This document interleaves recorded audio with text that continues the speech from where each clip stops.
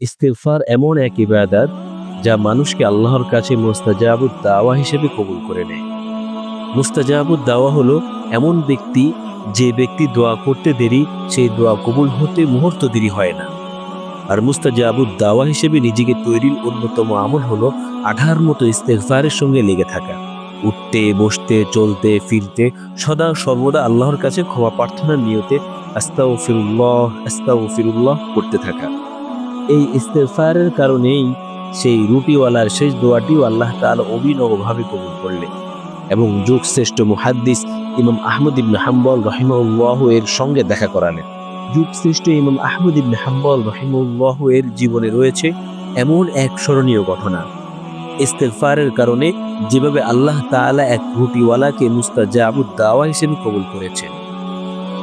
ইমাম আহমদ ইবনে হাম্বল রাহিমাহুল্লাহ বৃদ্ধ বয়সে জীবনের শেষ সময়ে হাদিস সংগ্রহে সফরে বের হয়েছে। সফরের মাঝে একটি মসজিদে মাগরিব আর এশার নামাজ আদায় করেন। সময়টি ছিল শীতকাল।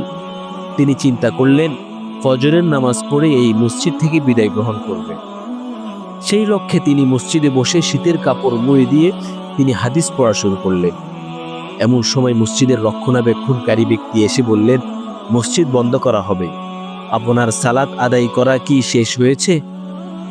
ইমাম আহমদ ইবনে হাম্বল রাহিমাহুল্লাহ বললেন, জি, আমার সালাত আদায় করা শেষ হয়েছে, কিন্তু আমার ইচ্ছে যে আজ রাতটা আমি এই মসজিদে কাটাবো। আসলে আমি একজন মুসাফির, আমার গন্তব্য এখান থেকে বহু দূরে।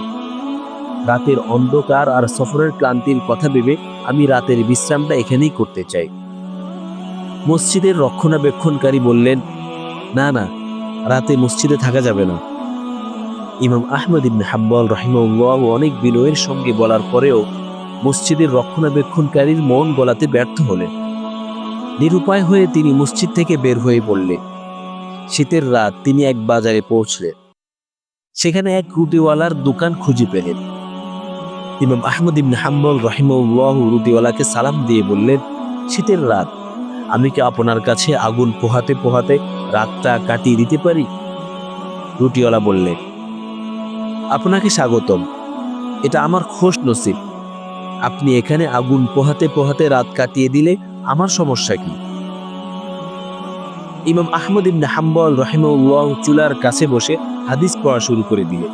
কিন্তু তিনি রুটিওয়ালার একটা জিনিস লক্ষ্য করলেন যে রুটিওয়ালার মুখে গুনগুন শব্দে সর্বদাই আস্তাগফিরুল্লাহ উচ্চারিত হচ্ছে। তিনি ঠোঁট নেড়ে একদানে আওড়াচ্ছেন, আস্তাগফিরুল্লাহ আস্তাগফিরুল্লাহ আস্তাগফিরুল্লাহ।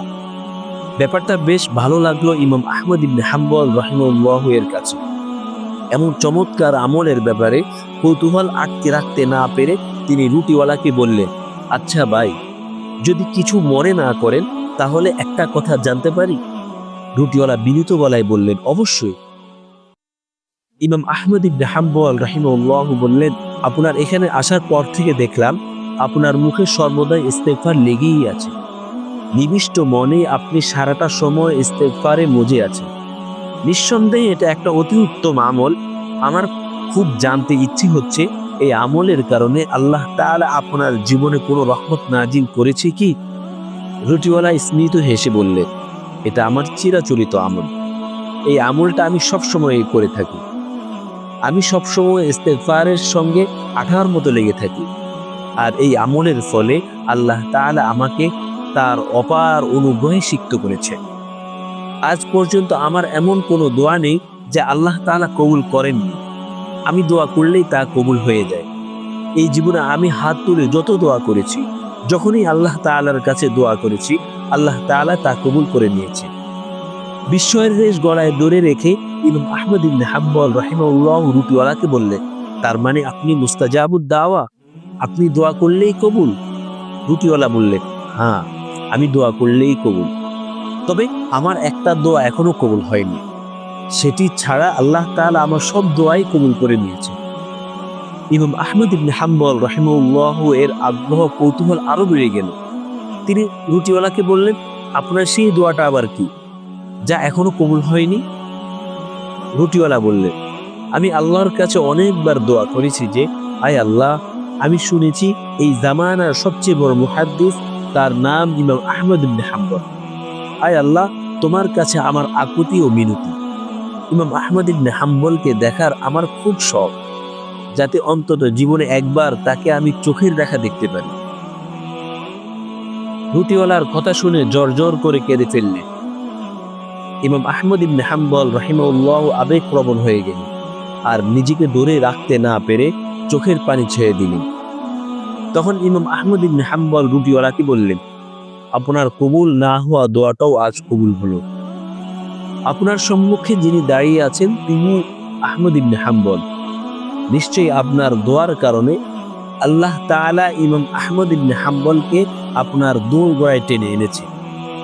ইমাম আহমদ ইবনে হাম্বল রাহিমাহুল্লাহ ও রুটিওয়ালা এই গল্পের সবচেয়ে মুখ্য বিষয়টা হলো অবিরত ইস্তেগফার। রুটিওয়ালা সর্বদাই তার কাজের ফাঁকে ফাঁকে বলতেন আস্তাগফিরুল্লাহ, আস্তাগফিরুল্লাহ। এই আমলটা তার জীবনের নিত্য নৈমিত্তিক রুটিন হয়ে দাঁড়ালো। যখনই সময় পায় তখনই ইস্তেগফারে মশগুল থাকার কারণে আল্লাহ তাআলা তার জীবনের সমস্ত দোয়া কবুল করতেন।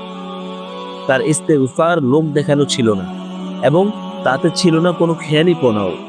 হৃদয়ের গভীর থেকে সত্যিকারভাবে তিনি আল্লাহর কাছে ইস্তেগফারের মাধ্যমে তওবা করতেন বলেই আল্লাহ তাআলা পুরস্কার হিসেবে তার দোয়াগুলোকে কবুল করতেন। এমনকি ইমাম আহমদ ইবনে হাম্বল রাহিমাহুল্লাহকে দেখার যে বাসনা তার ছিল সেটাও আল্লাহ তাআলা পূরণ করে দিলেন একদিন।